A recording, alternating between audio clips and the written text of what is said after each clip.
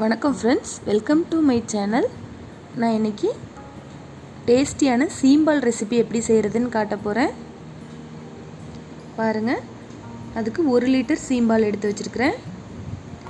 100 ml பால் எடுத்து வச்சுருக்கேன். ஒரு மிக்ஸி ஜார் எடுத்துக்கலாம்.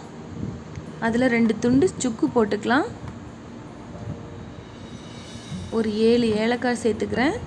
கொஞ்சமாக மிளகு சேர்த்துக்கிறேன். இதெல்லாம் நல்லா அரைப்படுறதுக்காக சர்க்கரை சேர்த்துக்கிறேன். இந்த மாதிரி நல்லா அரைச்சிட்டு வந்துட்டேன். இது ஜலிச்சிட்டும் சேர்த்துக்கலாம். நான் இன்றைக்கி அப்படியே தான் சேர்த்துருக்குறேன். சேர்த்துட்டு காய்ச்சி ஆற வச்ச பால் இது 100 ml கலந்துக்கலாம். சீம்பால் முதல் பாலாக இருந்துச்சு அப்படின்னா பால் கலக்கணும். 2வது பாலாக இருந்துச்சுன்னா கலக்க வேண்டியதில்லை. நான் 200 கிராம் நாட்டு சர்க்கரை, 200 கிராம் சீனி எடுத்துருக்கிறேன். நீங்கள் கருப்பட்டி வெல்லம் கூட சேர்த்துக்கலாம், அதுவும் ரொம்ப நல்லாயிருக்கும். அவ்வளோதான், சர்க்கரையை சேர்த்தாச்சு. நல்லா கலந்து விட்டுக்கணும். ரொம்ப நேரம் கலக்க வேண்டி இருக்கும். சர்க்கரை மொத்தமாக இந்த சீம்பாலில் கலக்கிற அளவுக்கு நம்ம கிளறிட்டே இருக்கணும்.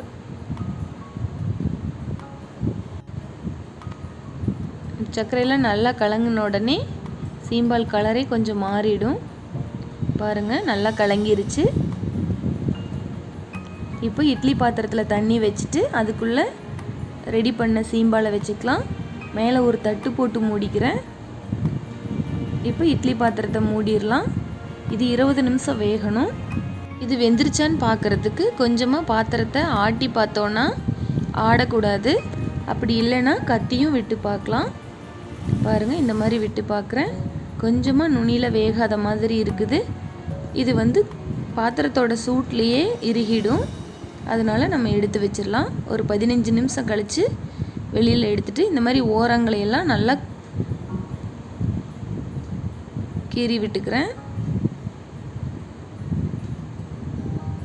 மொத்தமாக ஓரங்களெல்லாம் எடுத்துடணும். அப்போ தான் பாத்திரத்தை விட்டு தனியாக வரும். இப்போ மேலே ஒரு தட்டு வச்சு அப்படியே திருப்பினோன்னா வந்துடும். இது சூடாக இருக்கும், பொறுமையாக எடுக்கணும். பாருங்கள், ரொம்ப நல்லா வந்துருச்சு.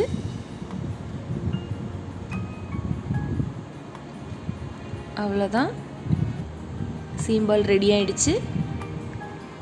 நாட்டு சக்கரை போட்டால் தான் இந்த மாதிரி கலர் கிடைக்கும். பாருங்கள், இப்படி வெட்டி காட்டுறேன். எவ்வளோ சாஃப்டாக இருக்குது பாருங்கள். அவ்வளோதான், ரொம்ப டேஸ்டியான ஹெல்த்தியான சீம்பால் ரெசிபி ரெடி ஆகிடுச்சு. நீங்களும் செஞ்சு பாருங்கள். எப்படி வந்துச்சுன்னு எனக்கு கமெண்ட் பண்ணுங்கள். உங்களுக்கு இந்த வீடியோ பிடிச்சிருந்துச்சுன்னா என்னோடய சேனலுக்கு சப்ஸ்கிரைப் பண்ணுங்கள். தேங்க்யூ.